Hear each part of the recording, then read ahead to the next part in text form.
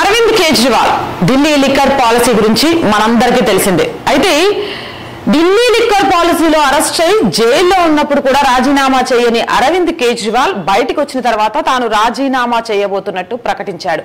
దీని వెనుక చాలా పెద్ద కుట్ర ఉన్నట్టుగానే తెలుస్తోంది. రైట్, ఈ లైవ్ లోకి వెళ్లే ముందు లైవ్ చూస్తున్న ఎవరైనా సరే వాయిస్ క్లారిటీ ఎలా ఉంది అనేది ఒక మెసేజ్ పెడితే మనం లైవ్ లోకి వెళ్దాం. ఎందుకంటే చాలా రోజుల తర్వాత లైవ్ గా మళ్ళీ మేము ముందుకు వచ్చాం. సో లైవ్ కనెక్షన్ కరెక్ట్ గా ఉందా, వాయిస్ కరెక్ట్ గా ఉందా అనేది ఒక మెసేజ్ పెడితే మనం లైవ్ లోకి వెళ్ళిపోదాం. అండ్ చూస్తున్న వాళ్ళంతా కూడా ఛానల్ ని సబ్స్క్రైబ్ చేశారా లేదా అనేది మర్చిపోకండి.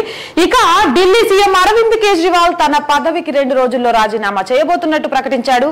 ఒక్కసారిగా దీంతో ఢిల్లీ ప్రజలే కాదు అక్కడున్న సొంత పార్టీ నేతలు కూడా కన్ఫ్యూజన్ అయ్యారు. అదేంటి, ఇక జైల్లో ఉన్నప్పుడు బీజేపీతో సహా ప్రతి ఒక్కరూ ప్రజలు కూడా చీచి అని అసహించుకున్నా కూడా ఎప్పుడూ రాజీనామా చేయని అరవింద్ కేజ్రీవాల్ జైలు నుంచి బయటికి వచ్చి బెయిల్ మీద వచ్చిన తర్వాత రాజీనామా ప్రస్తావన తీసుకురావడం ఏంటి అనేది ఇక్కడే మనందరం ఆలోచించాల్సిన ఒక విషయం ఉంది. అది ఏంటి అంటే, హర్యానాతో పాటు మహారాష్ట్ర, జమ్మూ కాశ్మీర్ ఇలా ఎన్నికలు జరుగుతున్నాయి. హర్యానా ఎన్నికల మీద తనదైన ప్రభావం చూపించడానికి అరవింద్ కేజ్రీవాల్ ఒక రకమైన గేమ్ ప్లాన్ ని రెడీ చేస్తున్నారని కూడా చెప్తున్నారు. అసలు అరవింద్ కేజ్రీవాల్ తన రాజీనామాకు సంబంధించి ఏం చెప్పాడు అనేది ఒకసారి మనం ఇక్కడ చూద్దాం. ఢిల్లీ ఎక్స్చేంజ్ పాలసీ కేసులో సుప్రీంకోర్టు షరతులతో కూడిన బెయిల్పై విడుదలైన న్యూఢిల్లీ ముఖ్యమంత్రి ఆమ్ ఆద్మీ పార్టీ అధినేత అరవింద్ కేజ్రీవాల్ తన పదవికి రాజీనామా చేస్తున్నట్లు ప్రకటించాడు. ఢిల్లీ సీఎం పదవి నుంచి వైదొలుగుతున్నట్లు చేసిన ప్రకటన చాలా షాకింగ్ గా ఉంది మరియు బెయిల్ పొందిన తర్వాత తన మొదటి ప్రసంగంలోనే వచ్చింది. ఆమ్ ఆద్మీ పార్టీ అంటే ఆప్ కార్యకర్తలు మరియు నాయకులతో మాట్లాడుతూ కేజ్రీవాల్ ఈ రోజు నుంచి 2 రోజుల తర్వాత నేను సీఎం కుర్చీకి రాజీనామా చేయబోతున్నాను. ఈ ప్రకటన పార్టీలో మరియు వెలుపల చాలా మందికి షాక్ ఇచ్చింది. ఇక జైలు నుంచి వచ్చిన తర్వాత మొదటి ప్రసంగంలోనే చాలా క్లారిటీగా చెప్పాడు 2 రోజుల్లో తన పదవికి రాజీనామా చేయబోతున్నట్టు. తన పదవికి రాజీనామా చేయబోతున్నట్టు అరవింద్ కేజ్రీవాల్ చేసిన వ్యాఖ్యలు ఢిల్లీలో ప్రకంపనలు సృష్టిస్తున్నాయని చెప్పొచ్చు. ఒక పక్క నుంచి ఇప్పటికే 3 రాష్ట్రాలకు సంబంధించి ఎన్నికలు జరగనున్నాయి. ఈ నేపథ్యంలో అసలు యాజ్ యూజువల్ గా చూసుకుంటే ఢిల్లీ ఎన్నికలు ఫిబ్రవరి 2025లో జరగాలి. అంటే ఇంకా 6 నెలల గడువు ఉండగానే అరవింద్ కేజ్రీవాల్ రాజీనామా చేస్తా అని ప్రకటించడం కొంత షాక్ కి గురైందని చెప్పొచ్చు. రాజీనామా ప్రకటించిన కేజ్రీవాల్ మహారాష్ట్రతో పాటు నవంబర్ 2024లో ఎన్నికలు నిర్వహించాలని డిమాండ్ చేస్తూ ఢిల్లీలో ముందస్తు ఎన్నికలకు కూడా పిలుపునిచ్చారు. ఢిల్లీ ఎన్నికలు అధికారికంగా ఫిబ్రవరి 2025లో జరగనుండగా కేజ్రీవాల్ వేగవంతమైన టైం లైన్ కోసం తన కోరికను వ్యక్తం చేశారు. ఢిల్లీ ఎన్నికలు ఫిబ్రవరిలో జరగాల్సి ఉంది, అయితే నేను మహారాష్ట్రతో కలిపి నవంబర్లో జాతీయ రాజధానిలో ఎన్నికలు నిర్వహించాలని డిమాండ్ చేస్తున్నానని ఆయన చెప్పారు. అన్ని ఇష్టమేనా? అరవింద్ కేజ్రీవాల్ ఎలా అనుకుంటే అలా జరిగిపోతుంది అనుకుంటున్నాడా? అసలు ఎంత తెలివి చూడండి. నేను రాజీనామా చేసేస్తున్నా 2 రోజుల్లో, రాజీనామా చేస్తున్నా నవంబర్లో మీరు ఎన్నికలు పెట్టాలి. ఈయన రాజీనామా చేసినాక ఆ రాజీనామా లెటర్ ఆమోదం తెలిపిన తర్వాత ఎన్నికల సంఘం దీనికి సంబంధించి పూర్తి క్లారిటీని తీసుకొని ఢిల్లీలో ఎన్నికలు నిర్వహించడానికి కావాల్సిన పరిస్థితులను సమీక్షించుకొని అక్కడ ఓటర్లకు సంబంధించిన లిస్టు అన్ని తయారు చేసుకొని ఆ తర్వాత ఎన్నికలు నిర్వహించడానికి అవకాశం ఉంటుంది. మహారాష్ట్ర, హర్యానా, జమ్మూ కాశ్మీర్ లాంటి రాష్ట్రాలకు సంబంధించి ఇప్పటికే ఈ డేటా అంతా కలెక్ట్ చేయడం జరిగింది. ఎన్నికల తేదీలను ప్రకటించడానికి కూడా ముందుకు రావడం జరిగింది. కానీ ఇలాంటివి ఏవీ చేయకుండానే ఇలా ముందస్తుగా నవంబర్లోనే ఎన్నికలు పెట్టాలి మహారాష్ట్రతో పాటు అని అరవింద్ కేజ్రీవాల్ మాట్లాడిన వ్యాఖ్యలు ఇటు కేంద్రంని అలాగే అటు ఎన్నికల సంఘాన్ని కూడా ఇరకాటంలో పెట్టడానికి చాలా తెలివిగా అడుగులు ముందుకేస్తున్నారు అని చెప్తున్నారు. కానీ ఎప్పుడైనా సరే మూర్ఖుడు అనుకునే తెలివే కాదు, అది చాలా క్లియర్ గా తేటతెల్లమవుతుంది రిజల్ట్ తర్వాత. కేజ్రీవాల్ జైల్లో ఉన్న సమయాన్ని ప్రతిబింబిస్తూ భారతీయ జనతా పార్టీ ఒత్తిడి ఉన్నప్పటికీ ఆ కాలంలో ఎందుకు రాజీనామా చేయకూడదని ఎంచుకున్నారని పేర్కొన్నారు. నేను జైల్లో ఉన్నప్పుడు ఎందుకు రాజీనామా చేయలేదని ప్రజలు నన్ను అడిగారు. బీజేపీ నా రాజీనామాను డిమాండ్ చేసింది, అయితే నేను దేశ ప్రజాస్వామ్యాన్ని కాపాడాలనుకున్నాను కాబట్టి నేను పదవి నుండి దిగలేదు అని అన్నారు. రైట్, ఇప్పుడు ఈ క్వశ్చన్ కి అరవింద్ కేజ్రీవాల్ సమాధానం చెప్పాలి. లిక్కర్ స్కామ్ కి సంబంధించి జైల్లో ఊచలు లెక్క పెడుతూ ఉన్నప్పుడు తప్పు చేసిన ఒక ముఖ్యమంత్రిగా జైల్లో ఒక ముఖ్యమంత్రి ఉన్నాడు అంటే పరువు పోతుంది కాబట్టి రాజీనామా చేయాలని చాలా మంది డిమాండ్ చేసిండ్రు.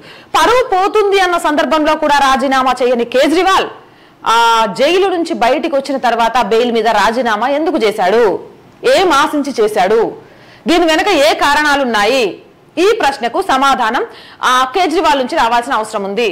అండ్ ఈయనేమి దేశ ఉద్యమం కోసమో లేకపోతే ప్రజల కోసమో లేకపోతే పరాయి దేశాలతో యుద్ధం చేసో జైల్లోకి పోలేదు. ఆడవాళ్ళ మాన ప్రాణాలతో ఆడుకునే లిక్కర్ కి సంబంధించిన పాలసీని చేంజ్ చేసి పంజాబ్ ఎలక్షన్లకు, గోవా ఎలక్షన్లకు ఇక్కడ బీఆర్ఎస్ గవర్నమెంట్ ఎమ్మెల్సీ కవిత ద్వారా మనీ లాండరింగ్ జరిగింది అనే వ్యవహారంలో జైలుకి వెళ్లారు. అరవింద్ కేజ్రీవాల్ ఒక్కడే జైలుకి వెళ్ళాడా అంటే కాదు. ఆమ్ ఆద్మీ పార్టీకి సంబంధించిన డిప్యూటీ సీఎం మనోజ్ సిసోడియాతో పాటు చాలా మంది జైలుకి వెళ్లారు. ఇక వీళ్ళు మనీ లాండరింగ్, లిక్కర్ స్కామ్ లో ఉన్నారు అంటూ చాలా స్క్రీన్ షాట్లు కూడా బయటకు వచ్చాయి. సిబిఐ కూడా దీనికి సంబంధించి చెప్పింది. ఇక ఇంకా మనం క్లియర్ గా మాట్లాడుకోవాల్సింది ఏంటంటే దేశ ప్రజాస్వామ్యాన్ని కాపాడతాను, దయ్యాలు వేదం వల్లిస్తున్నట్టు ఉంది అరవింద్ కేజ్రీవాల్ ఈ మాటలు మాట్లాడుతుంటే. ఎందుకు ఈ మాట మాట్లాడాల్సి వచ్చింది అంటే చాలా క్లియర్ గా అవినీతి రహిత సమాజాన్ని నిర్మిస్తాం అని అన్నా హజారే చేసిన బాటలో భాగస్వామ్యుని అవుతాను అని చెప్పి తన ఉద్యోగానికి రాజీనామా చేసి అవినీతి రహిత సమాజం కోసం పాటుపడుతున్నట్టు రంగం సినిమాలో హీరోలాగా చాలా పెద్ద కలరింగ్ ఇచ్చి చీపిరికట్టతో అవినీతిని ఊడుస్తా అన్న అరవింద్ కేజ్రీవాల్ ఇంటీరియల్ కోసం గన్ని లక్షలు ఎక్కడి నుంచి వచ్చినాయి? ముఖ్యమంత్రి అయినా 4-5 సంవత్సరాల్లోనే అన్ని లక్షలు కూడబెట్టడం సాధ్యమవుతుందా? మరి అవినీతిని చీపిరితో తుడవాలి అనుకునే ఒక అవినీతి రహిత నాయకుడికి అలాంటివి సాధ్యమా? ఈవెన్ కిచెన్ ఇంటీరియలే వేరే దేశం నుంచి తెప్పించిండు అనే వార్తలు కూడా వచ్చినాయి. అండ్ ఈడీ ఇంట్లో ఎంక్వైరీ చేసినప్పుడు దొరికిన డబ్బుల బ్యాగ్ మూట సంగతి ఏంటి? అక్కడ రాకెందుకు? అన్నా హజారే ఢిల్లీ లిక్కర్ పాలసీని చేంజ్ చేయొద్దని అరవింద్ కేజ్రీవాల్కి చెప్పాను, వాడు మూర్ఖుడు, ఆయన నా శిష్యుడు అని చెప్పుకోవడమే నాకు ఇష్టం లేదు అని మాట్లాడాడంటే ఈయన ఎంత అవినీతి పరుడై ఉంటే అలా చేసుంటారు? చివరికి ఢిల్లీ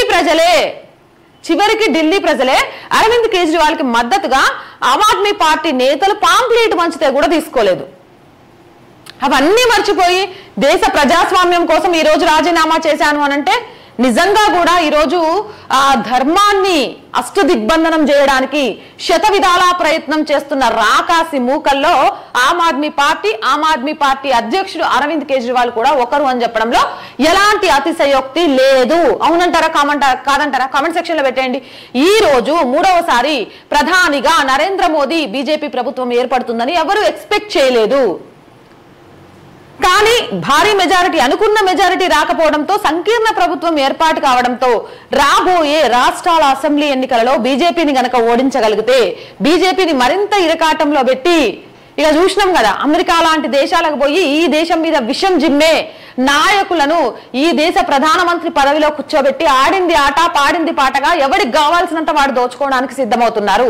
ఈ నేపథ్యంలో ధర్మం పక్షాన నిలబడ్డ మోదీని అష్టదిగ్బంధనం చేయడానికి శతవిధాలా ప్రయత్నం చేస్తున్నారు. ఒక పక్క నుంచి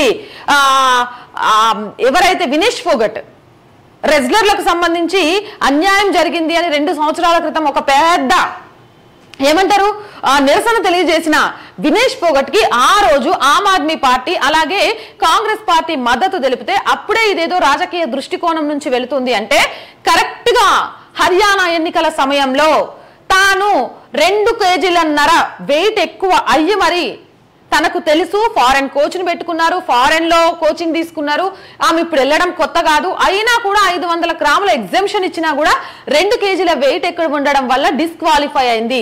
ఆ డిస్క్వాలిఫై అవ్వడానికి తన అశ్రద్ధ కారణం అనే విషయాన్ని పక్కదోవ పట్టించి ప్రజల నుంచి ఒక సింపతి గెయిన్ చేసే విధంగా కొన్ని కుహానా శక్తులను అడ్డు పెట్టుకొని సోషల్ మీడియాలో వైరల్ చేయించుకుంటూ కాంగ్రెస్ పార్టీ ఈ రోజు గెలిచిన వాళ్ళకంటే కూడా ఓడిన వినేష్ ఫోగట్ ని ఒక సెంటిమెంట్ రాజకీయాలను క్రియేట్ చేసే విధంగా చాలా భారీ ఎత్తున బాహాటంగా తీసుకొని వెళ్ళింది. అంటే చాలా క్లియర్ గా రానున్న రోజుల్లో మోదీ సర్కారు ఇరకాటంలో పెట్టే శతవిధ ప్రయత్నాలు జరుగుతూనే ఉన్నాయి. అందులో కాంగ్రెస్ పార్టీ వినేష్ ఫోగట్ ని ఒక అస్త్రంగా వాడితే ఇప్పుడు ఆమ్ ఆద్మీ పార్టీ నుంచి అరవింద్ కేజ్రీవాల్ మరో అస్త్రంగా మారబోతున్నారు. వీరందరి లక్ష్యము ఒకటే, ధర్మబద్ధంగా ప్రపంచ దేశాలను గడగడలాడిస్తున్న భారత్ మళ్ళీ పాత రోజుల్లోకి వెళ్ళిపోవాలి, జీ హుజూర్ అంటూ బ్రతకాలి. ఎవరు మల్లికార్జున ఖర్గే చెప్పారు చూసారా, కాశ్మీర్ లో గనక గెలిస్తే భారత్ ని మా గుప్పెట్లో పెట్టుకుంటాం, మా గుప్పెట్లోకి వచ్చేస్తుంది అని. అంటే దేశాన్ని గుప్పెట్లో పెట్టుకోవాలి, ప్రజలను గుప్పెట్లో పెట్టుకోవాలి, ఇష్టం వచ్చినట్టు ప్రజలను ఆడించాలి అనే ఆటలో పాములుగా సెంటిమెంట్ అస్త్రాన్ని రాజేస్తూ అరవింద్ కేజ్రీవాల్కి ఇదేం మొదటిసారి కాదు. ఎందుకంటే భారతదేశ పౌరులు చాలా చాలా చాలా సెంటిమెంట్గా ఉంటారు. శత్రువైనా కింద పడితే అయ్యో పాపం అని తీసుకెళ్లి లేసి కూర్చోబెట్టి మంచినీళ్ళు ఇస్తారు. ఇలాంటి మూర్ఖులు చేసిన విధానాలను కూడా సెంటిమెంట్ లో మర్చిపోతారు. ఆ సెంటిమెంట్ రాజకీయాలతో అక్కడ వినేష్ ఫోగట్ తో పాటు రెజ్లింగ్ కి సంబంధించిన కొంతమందిని బరిలోకి దింపేసి హర్యానాలో కాంగ్రెస్ అధికారంలోకి రావాలని ప్రయత్నం చేస్తుంటే ఢిల్లీ ఎన్నికలను నవంబర్ లోనే పెట్టాలి అంటూ మహారాష్ట్ర ఎన్నికల మీద ప్రభావం చూపించే విధంగా హర్యానా ఎన్నికల టైంలో దీన్నే ఊతపాతం ఎత్తుకునే విధంగా ఇండీ కూటమికి మద్దతు తెలిపే విధంగా ఈ రోజు అరవింద్ కేజ్రీవాల్ కూడా ఒక చాకచక్యమైన గేమ్ ఆటంలో అడుగులు ముందుకేశాడు అని చెప్పడంలో ఎలాంటి సందేహం లేదు. ఒక ముఖ్యమంత్రిగా జైలు జీవితం గడిపి ఒక ముఖ్యమంత్రిగా నా పదవిని వదలను, నేను జైల్లో ఉన్నా నా పదవిని పట్టుకుంటా అన్న ముఖ్యమంత్రి కరెక్ట్ గా హర్యానా, జమ్మూ కాశ్మీరు, మహారాష్ట్ర ఎన్నికల టైంలో ఇంకో 5 నెలలు అయినాక సార్వత్రిక ఎన్నికలు ఎలాగో ఢిల్లీలో వచ్చే టైంలో ఇప్పుడు రాజీనామా చేస్తున్నాడు అంటే దీని వెనుక చాలా పెద్ద కుట్ర ఉంది అనేది రాజకీయ విశ్లేషకుల అభిప్రాయం. మనీ లాండరింగ్ నిరోధక చట్ట ప్రకారం బెయిల్ కు అవకాశం లేదని పేర్కొంటూ కేజ్రీవాల్ తనపై వచ్చిన అభియోగాల తీవ్రత గురించి కూడా మాట్లాడారు. అయితే సుప్రీంకోర్టు ఆయనకు బెయిల్ మంజూరు చేసింది. PMLA కింద మాపై చర్య తీసుకోబడింది, అందులో మేము బెయిల్ కూడా పొందకూడదు, కానీ కోర్టు దానిని మంజూరు చేసింది. నా లాయర్ ని సంప్రదించి కేసు పూర్తయ్యే వరకు నేను సీఎం కుర్చీలో కూర్చోనని చెప్పాను. అయితే ఈ కేసు 10 నుంచి 20 ఏళ్ల వరకు సాగుతుందని నా లాయర్ చెప్పారు. సిగ్గు, కొంచెమైనా సిగ్గు పడాలి. ఏం సార్, లాయర్ గారు వచ్చి కేజ్రీవాల్ నువ్వు ఆ కుర్చీలో కూర్చోకుండా ఉండకు, 15-20 సంవత్సరాలు పడుతుంది కేజ్రీవాల్, నువ్వు ముఖ్యమంత్రికి ఈ రాష్ట్రాన్ని ఇంకా ఉద్ధరించి దోచుకోవాలి అని చెప్పిండా. నిజంగా నీకు ఇజ్జత్ ఉంటే ఇలాంటి కేసులో ఇరుక్కున్న నేను ముఖ్యమంత్రిగా అర్హుణ్ణి, నా నిజాయితీ నిరూపించుకున్న తర్వాతే ముఖ్యమంత్రిగా ఉండాలి అని నీకు కాస్తైన ఇజ్జత్ ఉంటే మనీ లాండరింగ్ కేసులో జైలుకి వెళ్ళినప్పుడు ఎందుకు రాజీనామా చేయలేదు? అప్పుడు గుర్తురాని ఇజ్జత్ ఇప్పుడు జైలు నుంచి బయటకు వచ్చిన తర్వాత సభలో ఎందుకు గుర్తొచ్చింది? ఈ కేసు 15 నుంచి 20 ఏళ్ల వరకు నాంచడానికి ముందుకెళ్తుంది అంటే మన చట్టాల్లో ఎన్ని లొసుకులు ఉన్నాయనే విషయాన్ని జనాలకు చెప్తారు. ఇలా చట్టాల్లోని లొసుకులను ఉపయోగించుకుంటూ రాజకీయ నాయకులు ఏ విధంగా అవతారాలు ఎత్తుతున్నారు అనేది చాలా క్లియర్ గా అర్థమవుతుంది. కానీ ఇజ్జత్ ఉండాలి. ఒక సీఎం స్థాయి వ్యక్తి ఇలాంటి వ్యాఖ్యలు మాట్లాడడానికి 15 ఏళ్ళు అయితే ఏంటి, 20 ఏళ్ళు అయితే ఏంటి, నిజాయితీని నిరూపించుకునేదాకా ముఖ్యమంత్రిగా అసలు ఎమ్మెల్యేగా కూడా పోటీ నేను చెయ్యను అని నువ్వు నిర్ణయం తీసుకో, అప్పుడు గ్రేట్. అమ్మా అట్టట తీసుకుంటా నేను కొంచెం ఇటు అయిపోతే అతిశీ రెడీగా ఉంది ఆమ్ ఆద్మీ పార్టీని ఆక్రమించడానికి అని భయపడుతున్నావా? అది కూడా నిజం కావచ్చు. ప్రతిపక్ష నేతలను టార్గెట్ చేసేందుకు దర్యాప్తు సంస్థలను దుర్వినియోగం చేస్తున్నారని ఆరోపిస్తూ బీజేపీ నేతృత్వంలోని కేంద్ర ప్రభుత్వంపై కేజ్రీవాల్ తీవ్ర స్థాయిలో విరుచుకుపడ్డాడు. గురిగింజ దాని కింద నలుపు చూసుకోకుండా ఎరుపు చూసి మురిసిపోద్దట. మీకు ఎవరికైనా తెలుసా ఈ సామెత? తెలిసే ఉంటది. మన తెలంగాణలో సామెతల కురువా చెప్పండి. అలానే కేజ్రీవాల్ తాను చేసిన అవినీతి బయట ఎవరూ చూడట్లేదు, పిల్లి కళ్ళు మూసుకొని పాలు తాగినట్టు ఈయన కళ్ళు మూసుకొని నేను చాలా శుద్ధపూసని నా మీద కావాలని ఈడీ అభియోగాలు చేసింది అనంట. ఈయనేటోడు ఎర్రోడు అనుకుంటాడో ఏమో ఈ కేజ్రీవాల్, నాకు అర్థం కాదు. చెప్పే నీకు లేకపోతే ఈయనే మాకైనా ఉంటది కదా. నీ ఇంట్లో దొరికిన డబ్బుల పరిస్థితి ఏంది? నీ పార్టీకి సంబంధించిన ఎంపీ చెప్పిన వాస్తవాలేంటి? అలాగే ఈ కేసుకి సంబంధించి సుకేష్ విడుదల చేసిన చాట్ లిస్ట్ పరిస్థితి ఏంది? నెయ్యి పరిస్థితి ఏంది? పంజాబ్ ఎన్నికలకు, గోవా ఎన్నికలకు వెళ్ళిన డబ్బుల పరిస్థితి ఏంటి? ఇక ఈ కేసుకి సంబంధించి అరుణ్ రామచంద్ర పిల్లై ఇలా చాలా మంది అప్రూవర్ గా మారి ఇచ్చిన విషయాల గురించి ఏంది? నువ్వు బయటికి రాగానే ఈ కేసులో నువ్వు శుద్ధపీస్ అయినవా? బయటికి రాలేదు, బెయిల్ మీద మాత్రమే వచ్చావు. మరి ఇప్పటికే ఢిల్లీ డిప్యూటీ సీఎంతో సహా చాలా మంది ఈ కేసులో ఉన్నారు. దానికి సంబంధించి ఏంటి? నిప్పులేందే పొగరాదు కేజ్రీవాల్, మర్చిపోతున్నట్టున్నావు. చేసిన తప్పు పెడితే నిన్ను ఒకప్పుడు అవినీతి రహిత సమాజం కోసం అన్నా హజారా ఎమ్మటి తిరిగావు అని చెప్పుకోవడానికి కూడా ఆయన చాలా చాలా సిగ్గుపడ్డారు. ప్లీజ్ ఆయన గురించి మాట్లాడకండి, ఆయన అంతే అని తీసేశాడు అని అంటే నీవేంటి అనేది అప్పుడే క్లియర్ గా అర్థమైపోయింది. ఈ రోజు నేను ఒక శుద్ధపూసను, పాలల్లో నుంచి బయటకు వచ్చిన ముత్యాన్ని నన్ను కావాలని బదనాం చేస్తాను అంటే జనాలు నమ్మే పరిస్థితి లేదు. నిజంగా జనాలు నమ్మే పరిస్థితిలో ఉంటే మొన్న లోక్సభ ఎన్నికల్లో ఢిల్లీలోని పార్టీ పరిస్థితి ఏమైంది? సరే లోక్సభ ఎన్నికల్లో వదిలిపెట్టి నువ్వు జైల్లో ఉన్నప్పుడు కనీసం పాంప్లెట్లు పంచితే నీ ఢిల్లీ ప్రజలే, నీ కోటేసిన ఢిల్లీ ప్రజలే ఆ పాంప్లెట్లు తీసుకున్నారా? ఇంతమంది వ్యతిరేకత వచ్చినా, ఇన్ని విధాలా ప్రూవ్ అయినా కూడా నిన్ను నువ్వు కవర్ చేసుకోవడానికి ప్రయత్నిస్తున్నావు చూడు, నీ ధైర్యానికి మెచ్చుకోవాలా. Enforcement Directorate, Central Bureau of Investigation వంటి ఏజెన్సీల ద్వారా ప్రతిపక్ష పార్టీలను బలహీనపరచడమే బీజేపీ ప్రాథమిక లక్ష్యమని ఆయన అన్నారు. ఈడీ, సిబిఐని పంపి ఎమ్మెల్యేలను కొనుగోలు చేయడమే వారి పని, కానీ ఆమ్ ఆద్మీ పార్టీ మాత్రమే భయపడుతుందని పార్టీ సభ్యులను ఉద్దేశించి ఆయన అన్నారు. ఇక్కడ మాట్లాడుకుందాం. Delhi liquor scam, money laundering కి సంబంధించి అరెస్ట్ అయిన నాయకులకు సంబంధించిన పార్టీలలోని ఎమ్మెల్యేలు ఎవరైనా బీజేపీలో చేరారా? ఇక్కడ చూస్తే బీఆర్ఎస్ ఎమ్మెల్యేలంతా పోయి కాంగ్రెస్ లో చేరిండ్రు. ఈరోజు బీఆర్ఎస్ కాంగ్రెస్ మధ్య ఉన్న దోస్తాని ఏంటి అన్నది చాలా క్లియర్గా బయటపడుతోంది. ఇగో కటకటాల్లోకి పంపించుడే ఒక్కొక్కరిని. కేసీఆర్ కాస్కో, కాంగ్రెస్ అధికారంలోకి వచ్చి రేవంత్ రెడ్డి సీఎం అయిందంటే నువ్వు, నీ కొడుకు, నీ అల్లుడు, నీ పార్టీ నాయకులు గంజాయి మొక్కలు కటకటాల్లో చెర్లపల్లి జైల్లో కూర్చోబెడతా అన్నాడు. ఇంకొక నెల 15 రోజులు అయితే సంవత్సరం అయింది ఎన్నికలు జరిగి. ఒక్కళ్ళన్నా పోయినరా జైలు కంటే లేదు. డోర్లు ద్వారాలు తెరిచిండు. ఇక కాంగ్రెస్ బీఆర్ఎస్ నుంచి ప్రతి ఒక్కరు వచ్చి కాంగ్రెస్ లోకి జరగనే పాలల్లో నుంచి వచ్చిన నీటి ఏమంటారు ముత్యాలలాగా మిలమిల మెరిసిపోయినట్టు ఇక నుంచి ఇవి గంజాయి మొక్కలు కాదు తులసి మొక్కలు అని చెప్తారు. ఇక ఢిల్లీ లిక్కర్ పాలసీకి సంబంధించి కవితకు బెయిల్ రావడం కోసం ప్రయత్నం చేసింది ఎవరంటే తెలంగాణ కాంగ్రెస్ కి సంబంధించిన ఆయన. వరవా ఇవన్నీ చూడండి లిటికేషన్లు. కానీ బెదిరించింది ఎవరు? బీజేపీ అని చెప్పి ఇలాంటి వాళ్ళు చెప్తారు. బీజేపీ బెదిరిస్తుంది, మేము గజగజా వణికిపోతున్నాం, వణికిపోయి బీజేపీలో జాయిన్ అవుతున్నాం అని చెప్తారు. గింత పిచ్చోళ్ళ జనాలు అర్థం కావట్లేదు అనుకుంటారా? మీరు చెప్పంగానే నమ్మేస్తారనుకుంటారా? అటు వైఎస్ఆర్ పార్టీకి సంబంధించిన ఆయన మాగుంటి రాఘవతో పాటు మరి ఎవరు వెళ్ళి బీజేపీలో జాయిన్ అయిన దాఖలాలు అయితే కనబడలేదే. ఇక ఢిల్లీ ఆమ్ ఆద్మీ పార్టీ ఒక శుద్ధపూస. అవును, పంజాబ్ కు సంబంధించి ఆయన అమెరికా వెళ్ళి ఎవరెవరిని కలిసిండు? మీ leader, Aam Aadmi party leader Atishi ఎలాంటి నాటకాలను చేసింది. ఆఖరికి నీ పిఏ కూడా ఎంత దౌర్బాజీ అనేది బయటకు వచ్చింది. వచ్చినాక కూడా మేము శుద్ధపూసలమని నువ్వు చెప్పుకుంటే జనాలు ఎట్లా నమ్ముతారు? ఏదేమైనా కానీ ఈరోజు జనాలు అల్టిమేటంగా తెలివిగా మారాల్సిన అవసరం ఉంది.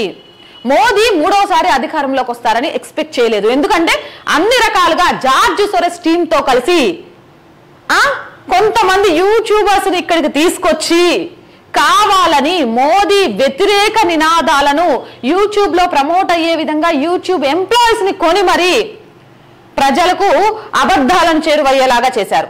ఇక రిజర్వేషన్లను తీసేస్తామని చెప్తున్నారని ఒక మార్పింగ్ వీడియో ద్వారా అబద్ధాన్ని నిజమని నమ్మించే ప్రయత్నం చేశారు. వీటన్నిటికంటే ముఖ్యంగా ఉచితం, ప్రతి ఇంట్లో ఆడపిల్లకు 1,00,000 రూపాయలు ఇచ్చేస్తాం, ఇక ఫ్రీ ఇంటర్నెట్ చేస్తాం, బైకులు ఇస్తాం, అవిస్తాం ఇవిస్తాం అనే ఉచితాలతో ప్రజలను మభ్యపెట్టారు. ఇక ఒక వర్గం మొత్తం కూడా తమ వెనక ఉంది అనే ధీమాతో ఆ వర్గానికి కొమ్ము కాసే విధంగా ఎన్నికల మేనిఫెస్టోని తయారు చేశారు. ఇన్ని జరిగిన నేపథ్యంలో మోదీ ఎట్టి పరిస్థితిలో అధికారంలోకి రాడు, మాదే అధికారం అనుకున్నారు. కానీ విజ్ఞానవంతులైన ప్రజలు మోదీకి మళ్ళీ పట్టం కట్టారు. అనుకున్నంత మెజారిటీ రాకపోయినా 3వసారి ఇన్ని ట్రిక్కుల మధ్యలో ఏమంటారు అభిమన్యుడు చిక్కుకున్నాడు, కానీ మోదీ చిక్కుకోకుండా బయటకు వచ్చి గెలిచారు.